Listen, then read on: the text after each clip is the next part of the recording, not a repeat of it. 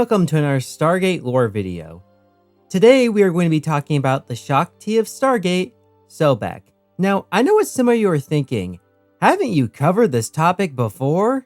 Yes, I have.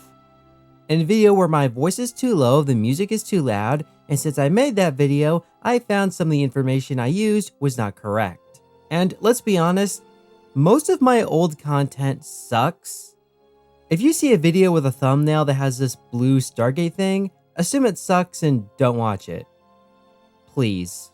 This video is going to be a first of remakes of older topics I've done, and I'll move the older videos into an unlisted playlist for archive purposes. This won't happen all at once, there will still be new topics being made, but this will be sprinkled in every now and again. Getting back to the topic, what do I mean when I call Sobek the Shaak of Stargate? Shaak Ti is a character from Star Wars who has an interesting history, specifically in how she died. For a while, it was unclear, with some sources saying she died during Order 66, others saying she died before, and a few saying she died sometime after the Purge. In the end, she has like 4 or 5 deaths, some with variations. The Clone Wars did give her a canon death, though it's interesting because I thought this was a canonization of one of her deaths in a deleted scene, but apparently according to some, this took inspiration from that, but it is different because of events in a comic.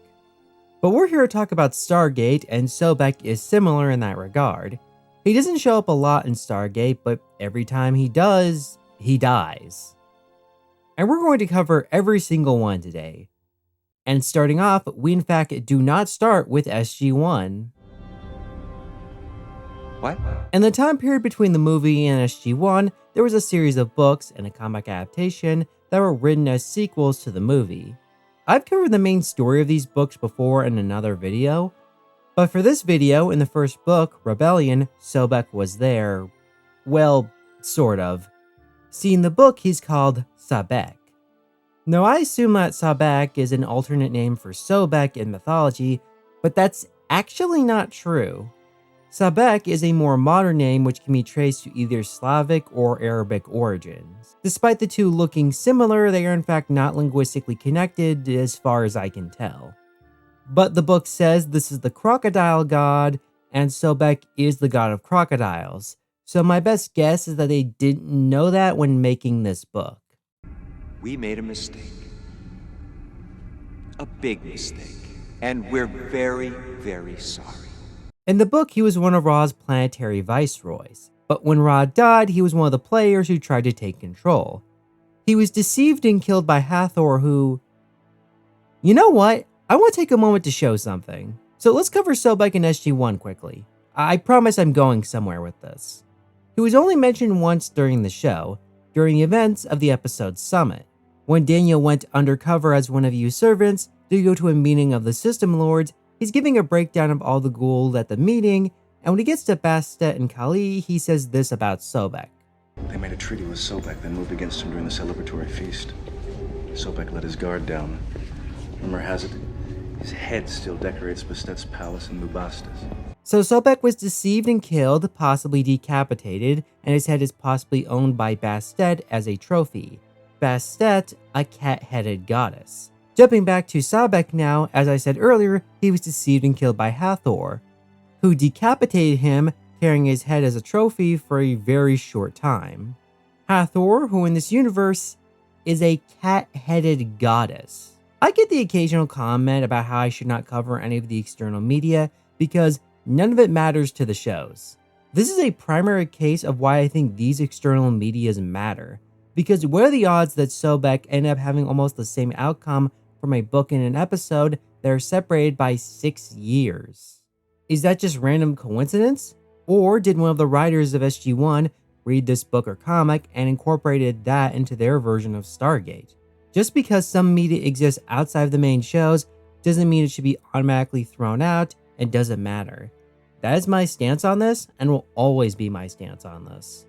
As such, the rest of the video is going to cover the RPGs, some of the books, and a comic, all of which talk about Sobeck, and of course have him die in the end. Starting off with the RPGs. The older Alderac RPGs fleshed out his backstory a little bit. While he was a system lord, he had few holdings. So few, in fact, he was barely allowed to maintain his status as a system lord. He feared the others would expel him from their rank, so he seized upon a moment of weakness in Bastet's defenses in an attempt to claim one of her worlds. Which, can we take a moment to recognize how sad that sounds?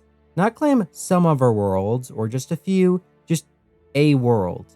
A singular world. And that's sad. Sadly for Sobeck, Bastet and Kali's reaction was swift and deadly. They invaded Sobeck's territory and started bombing his worlds into oblivion. He sued for mercy, and when he met with Bastet, he offered an alliance. However, while historically Bastet didn't go out of her way to make enemies, she is known for bringing her wrath down on those she targets. And Sobeck not only crossed her by invading her territory, but then had the gall to offer an alliance. And as punishment for such misjudgment, she took his head. We can assume this would have led into the celebratory feast where he was killed. And the RPG does confirm she kept his head, forever a testament to her ferocity and willingness to embrace brutal measures when necessary. In the Wyvern Gaming RPG, Sobeck is weirdly enough not brought up at all under Bastet's lore page, but Kali's, which states she formed an alliance with Bastet and Sobeck, betraying the latter to the former and the two carving up his territory. Which is a little odd since on Bastet's lore page it says she went to Kali for aid. However, and sorry if the audio sounds different, but I found this out after I did the first recording, in the Alderac RPG, one of their plans was to add a third unnamed Goa'uld who wanted to join Bastet and Kali's alliance. It sadly was never printed, but it is interesting and might explain why the newer one added Sobeck to this alliance, even if only temporarily. Either way, both are interesting explanations on why Sobeck was killed. We know from the show he was killed during a feast after they made a treaty with him when he let his guard down. But we don't know why the treaty was needed or why he was killed, outside of general Goa'uld backstabbery. In one version, it was because Sobeck attempted to take on someone more powerful than himself, and in the second, he was offered an alliance, only to be betrayed later. Now let's move to actually new versions of Sobeck's various deaths, which brings us to the book Siren Song. The main plot of the book is the bounty hunter Erishbach captures SG-1 and brings them to his home planet. He was hired to do this by Sobeck. In this book, Sobeck, although they call him Sobeck, survived an attempt on his life via a sarcophagus. Sometime afterward, he became an underlord to you. Now, some of you might question how this is since you didn't correct Daniel when he said Sobeck was dead. The book doesn't give a clear answer. The best explanation was that when Sobeck entered Yu's service, Yu had him exiled. As according to Teal'c in the book, it is not unusual for minor Goa'uld to be sent to worlds of living death as a form of punishment. And Jack adds a possible piece to this puzzle. Since Daniel says Yu didn't correct him when he said Sobeck was dead, and Jack points out that he said that while pretending to be his slave. Now Jack doesn't say this, but it makes sense that as a slave, even one of higher rank, that they wouldn't be told certain information. Regardless, Sobeck is alive in the book and wanted SG-1.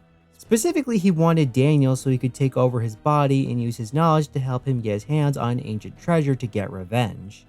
However, due to a number of factors such as old age, lack of a sarcophagus, the parasite within the chamber weakening Sobeck along with Sobeck needing to keep Daniel's mind more active for the translating, resulted in his death. Though thankfully he abandoned Daniel before that happened.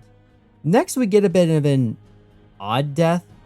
Not that the death itself is odd, but the timeline surrounding it. This happened during the events of issue 2 of the Daniel Jackson comic. We don't know when this comic takes place, though it doesn't really matter since we only see Sobeck in a flashback. Sobeck had learned of a supposed horde of the ancients. When the system lords began to war with one another, he took the opportunity to leave to find the great treasure. He found the planet it was on, but when his Jaffa couldn't enter the central temple, he decided to use his ship's main weapons. This destroyed the temple and activated Kota, a giant android left by the ancients, who proceeded to attack Sobeck, destroying Sobeck's ship and most likely killing him. Oh no, no, that man's dead. That man is gone. Like I said, it's an odd death timeline-wise. Even if you have issues with Siren Song bringing Sobeck back, at least the author tried to explain how he's alive. But this comic seems to imply this event happened some time ago and resulted in his death. But this contradicts the fact that the only thing we know 100% about Sobeck was that he was killed by Bastet and Kali. And this comic came out 9 years after Summit, so it's an odd choice to include him. Now, yes, we can always say this is non-canon or give some kind of explanation of how he survived, such as he managed to get to an escape pod, or even say this event took place after his first death, like in Siren Song. Though one thing I think we can all agree on is just how cool Sobek's Jaffa look in this comic. Like, seriously, this combination of gold and silver just looks so good. There's one more death to talk about back in some of the books, and it's similar to the last one in that it's odd, but the oddness comes from the context around it. In order to talk about this, I need to briefly mention the Stargate Apocalypse trilogy. This was a trilogy of books where SG-1 is sent into the future, but this was before Jack could help uncover the rogue NID operation that was stealing advanced technology from Earth's allies. As a result, Earth's allies abandoned her, and Apophis invaded. A century later, the Wraith invaded the Milky Way using Atlantis. I'm leaving some details vague so the story can still surprise you if you want to read it later, and yes, I know the twist. But for Sobeck, he has an interesting role in the story. He survived to the year 2098 and is found by SG-1 in a Wraith laboratory. He's implanted into a Wraith, creating a Goa'uld Wraith hybrid where both minds share the body equally. He would escape from the lab, although was later captured by the heroes and taken to Hecate, who claimed she wanted Sobeck and the Wraith to create a toxin that would kill all of the hybrids. Turns out that's not what she was doing, at least not fully. She was working on a compound that would give the Goa'uld full control of the Wraith's body. Sobeck, in a twist, ends up betraying her. He sets her ships on a collision course with Earth, intending to release a poison that will kill all the Wraith and leave Atlantis for Sobeck. But before his plan can succeed, he was killed via staff weapon to the head. There's something amusing about how Sobeck is kind of a joke in most other media, but in this trilogy, he ended up being one of the big bads. And that's pretty much Sobeck. He might have died a lot, but honestly, I think that's kind of his charm. He's been around since almost the start of the franchise. He doesn't pop up often, but he's been in almost every media form the series has had a hand in. The shows, the books, the comics, heck, he kind of has a presence in some of the games. Since his crocodile guard is a skin in Stargate Resistance, and that leads me to believe it would have been in Stargate Worlds as well. The only medias I can't recall him being in are the movies, which he just plain was not, or the audio dramas. Overall, I just find him an interesting minor character. I think it's interesting that most cases of him dying involves him trying to grab more power, but it backfiring. We see this trait in a lot of Goa'uld, the need for more power, but I think this acts as a reminder that for every Goa'uld we've seen who made to the top, there's probably been hundreds or thousands that tried something like this and failed. And the fact he has such an interesting history and how often he has died makes me glad I was able to revisit this topic. What do you all think? Do you like Sobeck as much as me and thinks he deserves the title the Shaak of Stargate? Or do you think he should only be remembered as that one Goa'uld who has their head mounted on a wall? Tell me your thoughts in the comments below. Leave a like and subscribe. Follow me on my social medias. And remember... And how many times have you died already? I don't know. I never counted. I am not really a math guy, you know?